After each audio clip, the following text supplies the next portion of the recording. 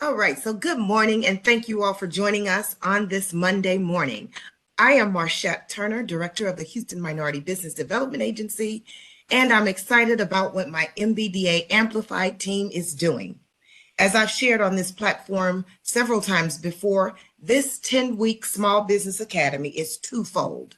First, we want to provide you as small or startup businesses with a one-on-one business training and coaching that you'll need to further grow and develop your business. And second, we want to help you get access or get to a place rather where you are obtaining government contracts. Please be reminded that this webinar series will be recorded and you can view it on our YouTube channel within the next 24 hours or so. After my team presents this morning, we'll open it up for Q&A, so please post your questions in the chat for us. Of course, I have my all-star team here with me this morning, and they are Miss Jessica Vasquez, our program coordinator, Miss Tanya McGilbra, our business advisor, Miss Deidra Sutton, another business advisor, and of course, our presenters and business trainers for this series, Miss Joni Hall and Mr. Austin Tenette. Before I turn it over to Miss Hall, let me thank you for your support of our Salute Luncheon. This event sells out each and every year, and it's because of the support that we receive from our partners. So thank you again, and we'll see some of you next Tuesday on June 13th. Of course, as I said, the event is sold out. So you will notice that when you go to our website to try to access it, it will not allow you to do so because we're sold out. And I wanted to put that out there because we've been getting calls and emails all week, and now people are trying to sponsor and buy tables and tickets. So again, thank you so much for your support of Salute. Now let me turn it over to Miss Joni Hall. Miss Hall? Hey, good morning, everybody. Happy Monday. I hope you had a fantastic weekend. As we're forging forward, we do have amazing information for you guys today. I am a trainer with the MBDA Amplified team. My specialty is networking with small businesses, providing how to help you create or make your capability statement be a winning capability statement, and a business matchmaker by partnering clients with established strategic partners. I also do have a partner on this fantastic team that we have. We will talk about how we're going to move when this series ends this week at the end, as well as how we will continue forward with office hours. So we will address those things for you at the end of the presentation. I would like to introduce my training partner, Mr. Austin Tenette. Thank you, Ms. Hall. I appreciate that, and welcome everybody this morning. So my role is I complement and work very closely with Ms. Hall in providing this particular workshop and related events, particularly mentoring and coaching to individuals interested in government contracting. So outside of my work with the MBDA, I do a fair amount of work with the Houston Community College in their various entrepreneurial initiatives. And so I'll wrap up today's session with a component on contract compliance, which is occurs once you've won the contract, and you've got to, of course, got to be accountable back to the government for the things that you said you were going to provide. I'll turn it back to you, Ms. Hall. All right, awesome. Thank you so much, Austin. What we do is we do try to make best of your time that you're here with us for the next 50 minutes. So we'll go right into it. Just do remember that this information will be available within the next 24 hours or so on YouTube. So if you don't jot all this information down, this could be repetitive. It could be something new. But when we do have office hours, we will tailor the information in which we could help you in, i.e. today, contract negotiations. Next screen, please. All right. So what we have here, and let me get my screen adjusted. All right. What is contract negotiations? Contract negotiations is the process of coming to an agreement on a set of legally binding terms. How we'll talk about it today is we'll focus on the negotiation between two companies. When two companies negotiate, both parties seek to obtain favorable terms and minimize financial, legal, and operational risk. Next slide, please. What are the main goals of contract negotiations? Your primary goal in negotiating a contract is to procure products and services that your business needs. Negotiations typically serve to determine things like price, payment terms, delivery, and production times. Next slide, please. So we talk about what are the 3 C's in negotiation and kind of which one of these C's do you want your negotiation style to kind of mirror. There are 3 major strategies for negotiating: compromising, competing, and collaborating. To compromise, not the one that most businesses typically want to follow when doing contract negotiations. It's when you are in a relationship where you truly value equality in the outcome and a sort of split the difference approach where nobody wins, but nobody loses either. So effectively, this would be the only approach to negotiation that is truly neutral. Competing, not most favorable outcome. It's best used when you don't care about how the outcome affects the other party and you want to win. In this outcome, you strive to be the winner regardless of what happens to the other party, because maintaining a relationship with them doesn't matter to you. Now, collaborating, which you'll find is a easier contract style to follow, is when the outcome is mutually beneficial to both parties and you actively work to help them get the most out of it, and everyone wins in this approach. According to research, this is the most effective strategy for negotiation because it works for everyone and everybody is satisfied and relationships are preserved. Next slide, please. What is the most important thing to focus on contract negotiations? The main goal of contract negotiations is for each party to be satisfied with the rights and obligations assigned to them. Also, to achieve this, parties will use contract negotiation processes to flag any terms that they're unhappy with and suggest new, amended, and alternative styles. Next slide, please.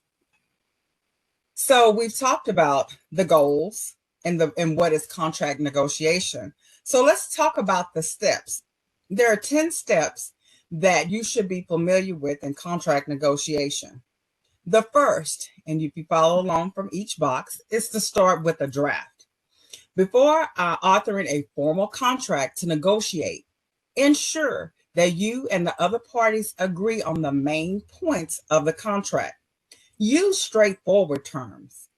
If it gets too complicated at this point, go back to the beginning and start on new terms. Number 2, break it down into smaller pieces.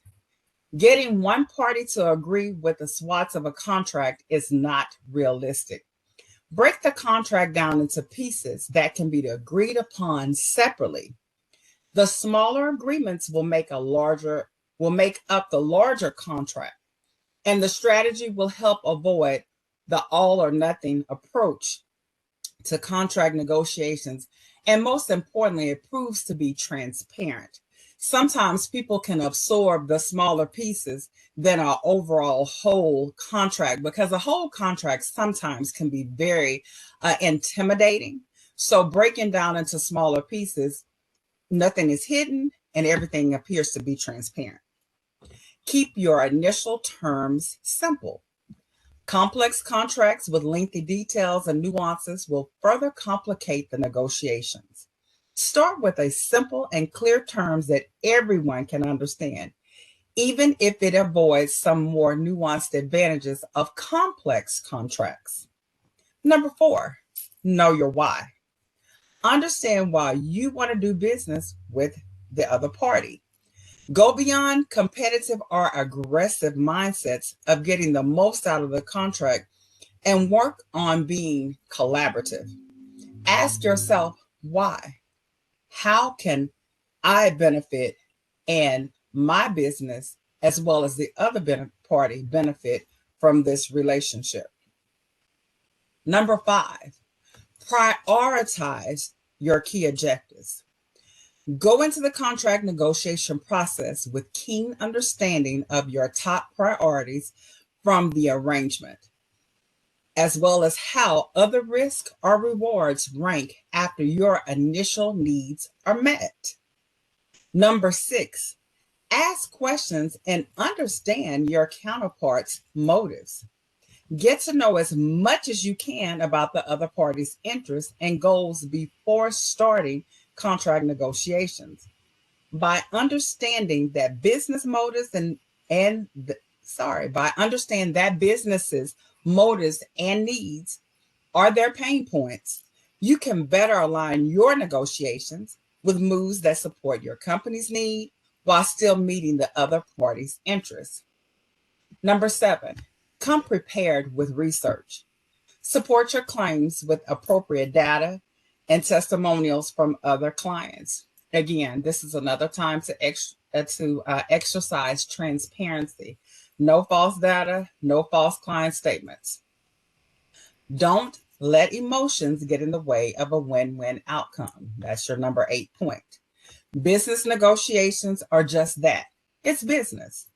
Avoid complicating the process with personal feelings. Eliminate I or I feel statements and focus on the facts. Number 9, take a positive approach. Express appreciation for the other party and what they bring to the table. Find points that you can agree on. Set the tone for the contract negotiation process that will best serve both parties' interests. And number 10, take your time early on. Don't rush the process. And this is something that you'll hear throughout, or you will see when doing research on contract negotiation. Sometimes people feel like because they have somebody on the hook, they need to hurry up and rush through the process so that they won't do business with someone else. If they believe in your company, your product, and that you can come to mutual arrangements, there is no rush. Take your time during, before, and after the negotiations. Plan to complete research and required documents well in advance of any meetings or negotiations. Avoid making hasty decisions during the process. After negotiations wrap up, follow through on any questions or deliverables. So these have been the 10 steps in contract negotiations. Now, next slide, please. What I want to cover with you are, here are some negotiation blunders to avoid. Number 1, don't make assumptions. We all know the cliche of what's said when you make assumptions. So the key to successful negotiations is being prepared, which means a lot more than knowing numbers and facts. The more prepared you are, the better you will navigate the negotiation. Number 2, which we talked about just a second ago, don't rush. Negotiations take time, especially if you want them to go smoothly. Take the time to establish a real relationship with the other party. Share a little piece of personal information that signals your openness and desire for connection. Doing this can shift the negotiation from an adversarial battle to a productive conversation. Don't be afraid to build in pauses. Again, don't be afraid because you might slow down in the process that people will ask you questions. You want them to ask questions during negotiations. Nothing is hidden, as they can help gain perspective and remove undue emotions. A negotiation does not have to happen all at once. In building an emotion, don't take anything personally. It can be easy to let your emotions get the better of you during negotiations, especially if it affects you personally.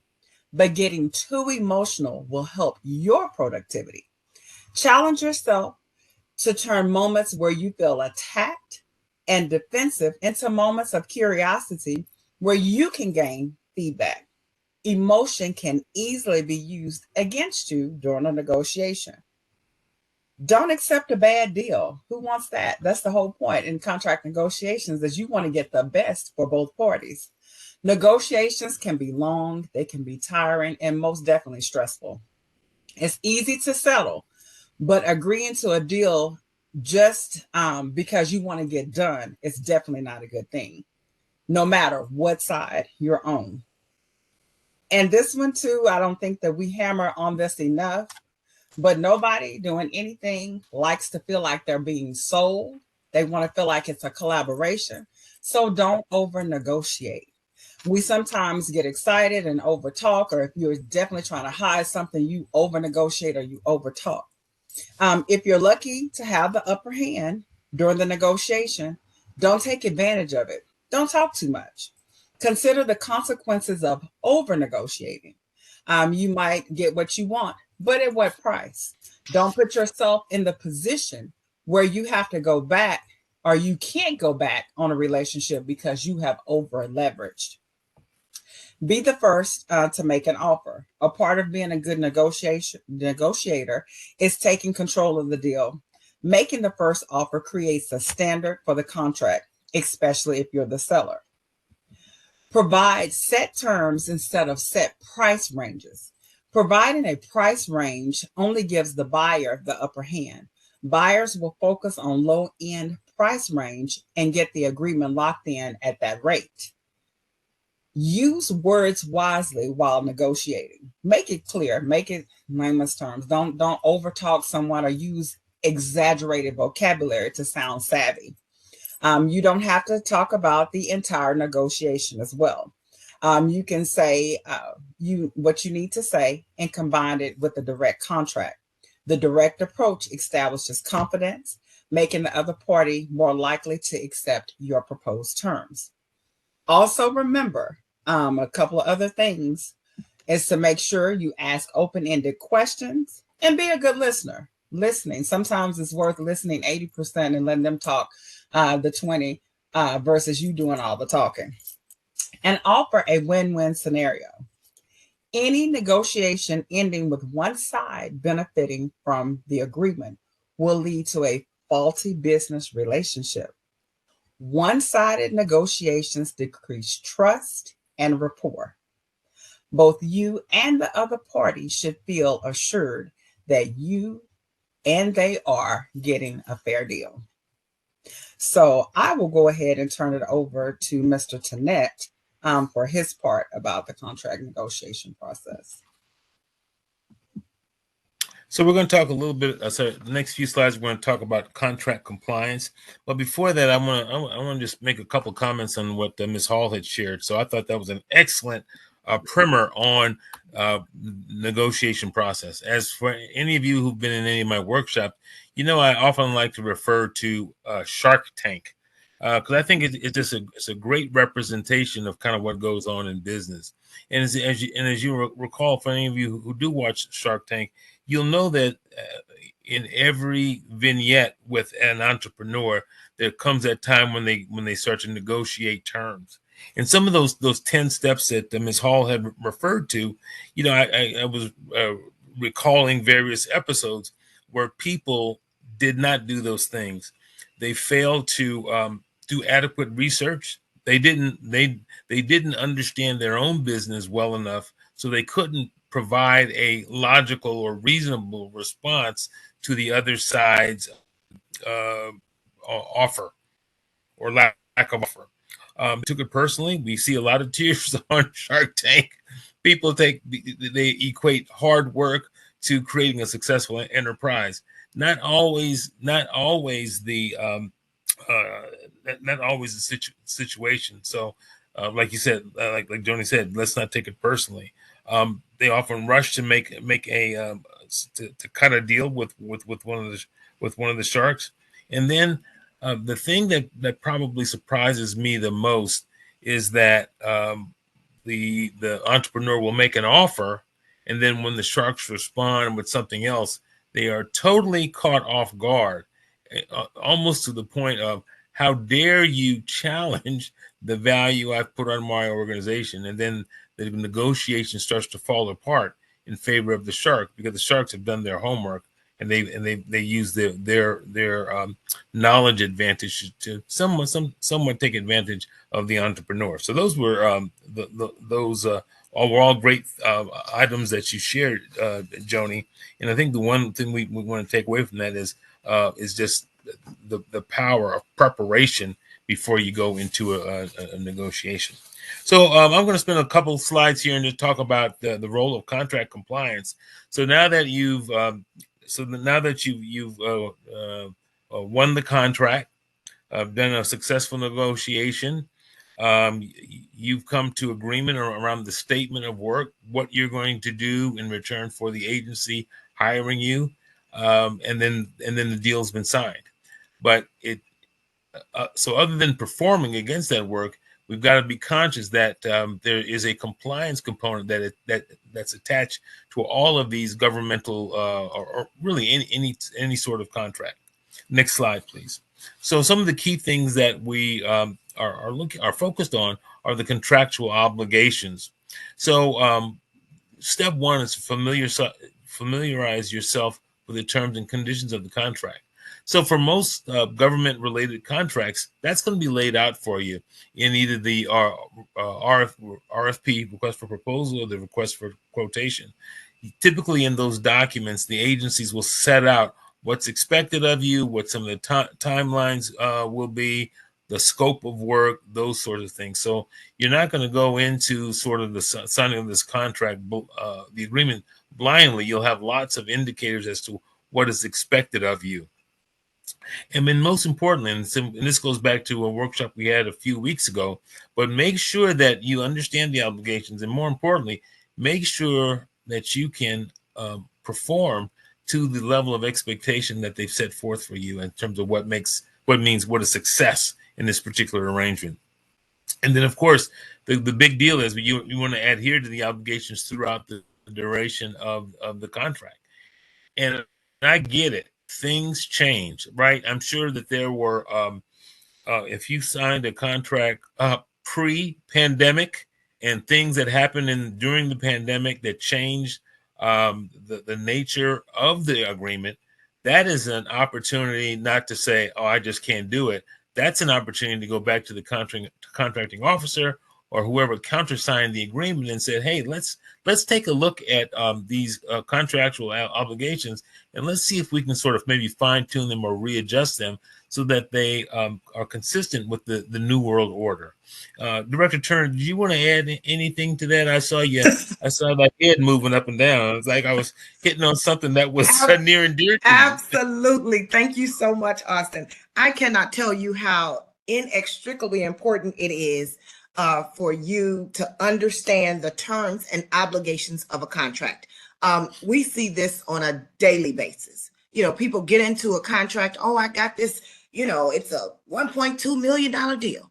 Well, you didn't do your part because you didn't understand the terms of the contract. In order for you to get that 1.2, there are certain things outlined in the contract that you must do. So please, please, please read through and understand. And I would also add, try to get a business attorney to read through and go over some of this stuff with you, because it makes a huge difference in how you show up as a business owner, number one, but then how you show up in reference to the seriousness of you being a part of this contract, right? So you want to always go in with your best foot forward, meaning I'm reading through, I'm understanding. If I don't understand, I'm running it by somebody who does, and they can further explain it to me or better explain it to me. You want to always go in knowing as much as you can so that, you are a great representation of yourself and your business. So yes, please, please, please understand the terms and obligations of a contract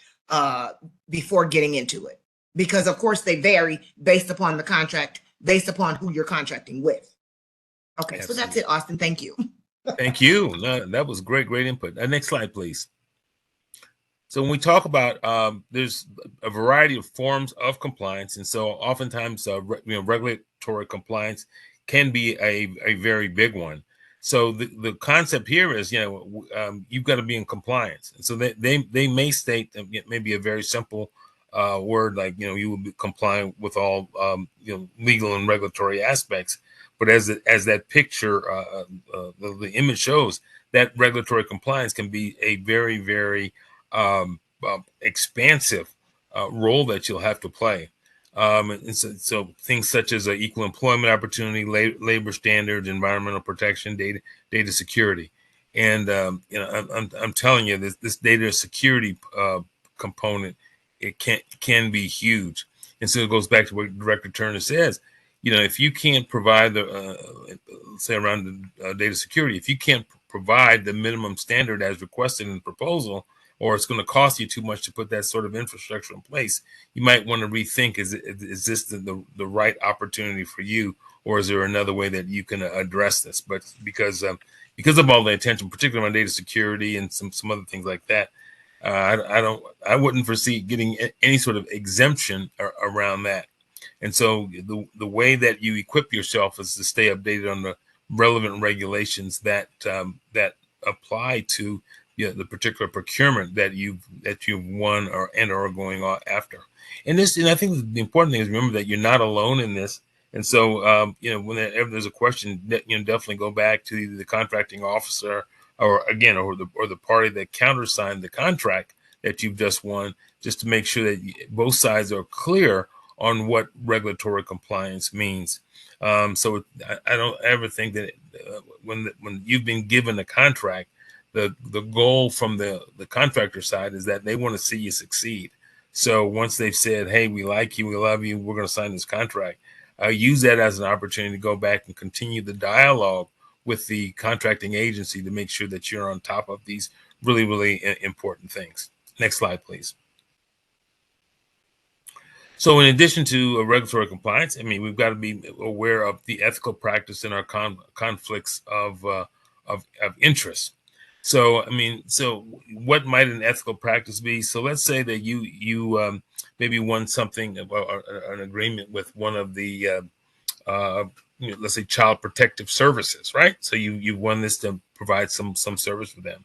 But if you're operating an adult-themed business in addition to contracting with the child protective services, that creates, it may not be illegal, but it does create an ethical dilemma for you, because those two businesses are sort of at odds.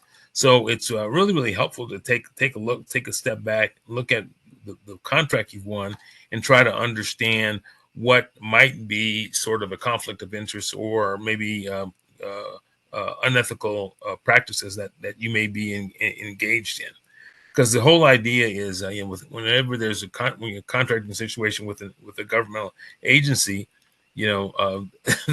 what they do is liable to show up on the front page of the local newspaper or the Wall Street Journal at any point in time. So, so that's the test we often use, is that if you're going to do something, the question you ask yourself, am I okay if this act or action I take, if it's on the front page of in our case, the Houston Chronicle? If you're okay with that, then go ahead. If you've got some misgiving, it's probably time to take a step back and reevaluate what you're doing. And so we know that in any procurement situation, there's always that opportunity for passing some dollars under the table, potential briberies, some quid pro quo kind of activity. And so the best thing that you can do is just make a commitment to you and your business that that is not the sort of activity that you will be engaged in, because although the internal person, agency employee, may get a slap on the hand, you run the risk of losing the entire proposal. So let's not let something like that. As a quote I read a long time ago, anybody who's open to accepting a bribe is not worth having as a client. So true. Yeah, and then some of the things that we can do is implement a system of internal controls and guidelines for your organization. And if those things are things that you're not familiar with, I want to go back to what Director Turner said. A good business attorney can help guide you, or maybe even a good CPA can help you, particularly in the areas of internal controls, and things to be on the lookout for, because you as the business owner, you may be you may be as clean or clear as the driven snow, but the challenge often we see is that there might be some people in your organization that don't, for whatever reason, don't have the highest of ethical standards that you do, and they could be committing some unethical practices and activities. But at least if you can demonstrate that you have in place a good system of internal controls, that'll mitigate whatever issues might occur if, in fact, you are accused of engaging in these conflicts of interest and or unethical behaviors. Next slide, please. Documentation and record keeping, of course, absolutely mission critical. And the reason that it's mission critical is because most awards, they will have some sort of audit provision that for X amount of time, either during the delivery phase or post delivery, the contracting agency takes the right to come back and take a look at your records to ensure that you were doing what you said you were going to do. And of course, the only way to sort of maintain or build a case for your business is to make sure that you keep appropriate records. And it's not just financial records, but it's all correspondence, the actual agreement, the changes to the agreement, certifications, basically anything that you agree to in the scope of work or under the regulation phase of the contract that you sign. You've got to have a paper trail for an independent third party to come in, take a look to ensure that you are in compliance. This little sidebar, in another part of my career, this is the kind of work that I had done. I had gone back in after the award of a contract, and we would government contract, and we would review the providing company's records to ensure that they did what they said they were going to do, and a lot of it centered around the accuracy of the billing back to the governmental entity. But because of course, as we say, the numbers don't lie. But there could be a variety of other areas that they look at. The certifications attached to the people that perform the work, and a variety of other things. Next slide, please. And then, of course, we get down to the financial and accounting compliance. Sometimes, depending on the size of the win that the win of the contract, the dollar size, you may be subject to government contracting rules.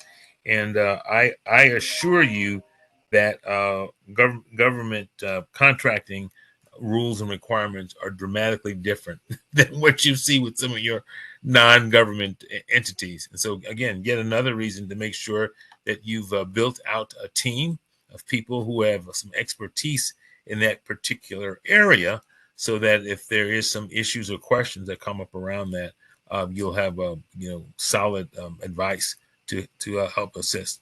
But at a minimum, since you are business owners and not CPAs and accountants, I would strongly suggest that you hire or retain a highly qualified bookkeeper, accountant, and or CPA to help you set up your books and records, so that should there be a review or audit that's either during the procurement or post procurement, that you'll be in good shape to respond, and no harm will come to you. Because the challenge is, and we didn't mention here in one of the slides, but failure to comply with one or more of the things that we've discussed here in the last few minutes, that could prevent you from future government contracting. And so that we don't ever want something as simple as compliance to be a hindrance to us furthering, because as we know, there's billions of dollars at stake here, and it's what is it, the term that don't be penny wise and pound foolish. So the decision not to hire good people to be part of your team because it costs too much, that could be some challenging. It could be a very challenging thought process, in that failure to comply may keep you from future contracts. Okay, so that's all I had to share around the area of compliance. And so, Ms. Hall, do we want to time for open it up for questions? Sure. Tanya, are there any questions in the chat? I don't see any. Someone's asking for a copy of the recording after the session. Yeah, you can find that on our YouTube channel. So just visit the Houston MBDA on YouTube, and you can certainly find the recording.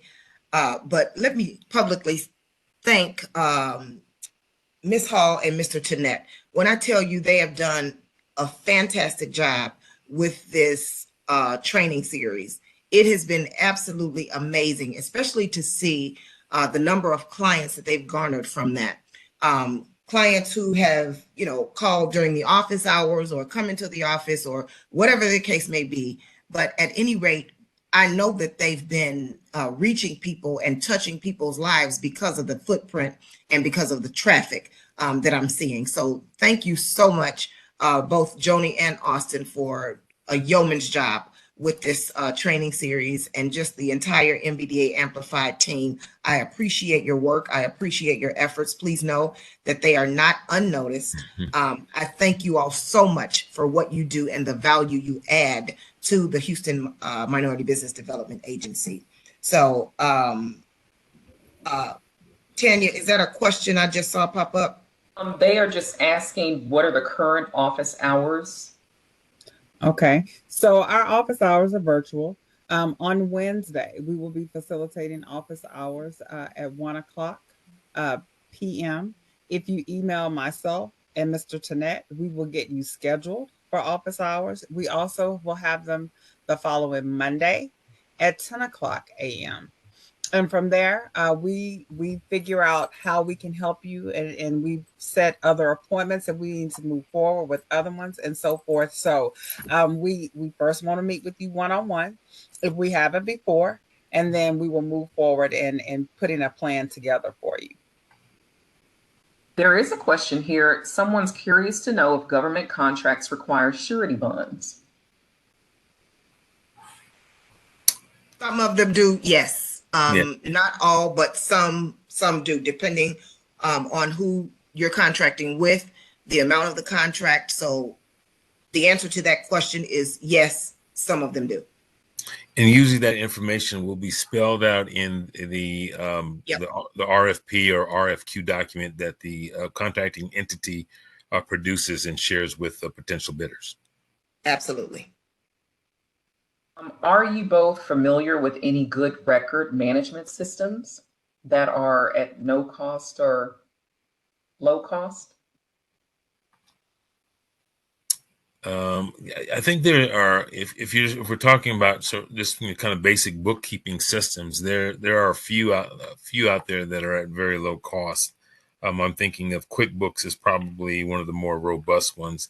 QuickBooks is good because they have different packages in place that grow with your business. And so as your business grows and becomes more complex, you can add additional modules and it'll create some additional complexity. Even though it's again, recovering CPA as well, even though it's designed for do-it-yourselfers, I would strongly recommend that you, at least on the setup of it, work with somebody who's a certified QuickBooks person to get it set up, get it running correctly, and then you take over the records management from there. Because getting started on the right foot will save you lots of anxiety on the back end. Do you have training on how to draft a contractual agreement? I know enough to be dangerous, and I would leave that to our legal brethren to work with that. Yeah, I was about to chime in on that as well. I would say again, contact a business attorney for that purpose. We don't want to give you any information that could be crucial to you, and certainly that could fall back on us. So we would certainly, our advice is to contract a business attorney for that.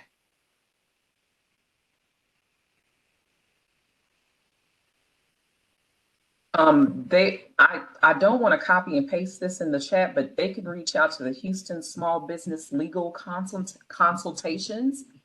And I believe you can get 1 hour session of free information with an attorney. Okay. That's a great resource. Copy and paste that. Thank you. Thank you.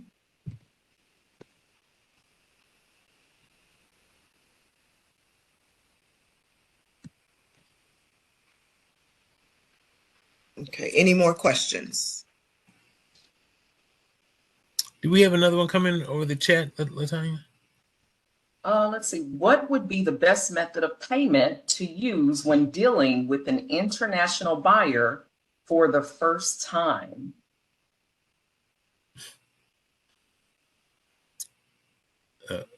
Cash. No. Yeah, so that's where it gets tricky when we start moving across the border.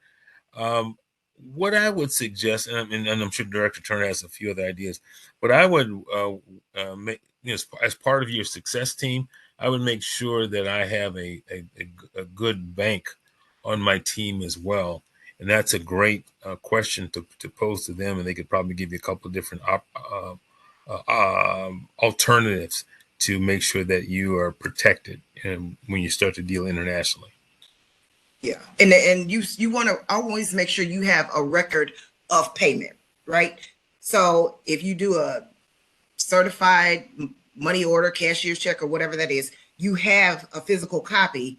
And just as Mr. Tenette said, working with your bank to see, okay, what are ways in which I can make this transfer, but again, have records and copies of everything. So you always want to keep a record of any payment that you make, be it, local, national, or international. But just keep good financial records so that they can't say, oh, well, you didn't pay us. Well, yeah, I did. And here's the receipt, or here's the bank routing number. I mean, the bank transaction number, or what have you. So you want to always be in a position to be able to show proof that you paid. So, Mr. Tenette was joking when he said cash, but again, some people do that. And we've seen that. So let that not be what you do. Right.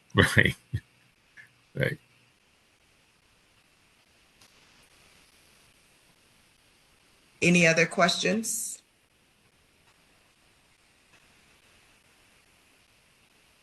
Okay. I don't see anything. All right. Well, thank you all so much. We're giving you about 12 minutes of your time back. We, again, thank you. We appreciate your support. And Jessica, when are we gathering in person? Can you give that information? Because if you all can join us for the certificate presentation that we have coming up the latter part of June, that would be fantastic. You can meet Ms. Hall and Mr. Tenette in person along with the rest of my team. So, but Jessica, can you please give that update? Yes, it's going to be on Tuesday, June the 20th, and you're going to receive an email. I'm going to send out an email with all that information, including the video for this webinar, and I'm going to include also the flyer for the upcoming in-person event. Fantastic. Thank you so much. Thank you. Yeah, thank you. All right. Yes, I'm sorry. Marshette, Miss Dawn indicated she put this question in. Her question was not, she wasn't looking for the QuickBooks answer, but she is looking for something to house clients' emails, invoices, discussions, etc. for the contract. And I know if you're looking for a CRM management tool, those typically come with payment, like we use Salesforce. Do you all know of anything that is available similar to Salesforce for a small business? That's what I would have recommended is Salesforce, but yeah, there's a couple of other tools out there that are kind of in that CRM space that are free. Kind of like LinkedIn. There's the free version and there's a paid version. But one is called Zoho, Zoho, might be a tool, and then the other one is called HubSpot. And so they have some pretty good functionality in the free version. Then as your business expands and gets a little more complex, and you want to do additional functionality, then they have paid versions. HubSpot and Zoho.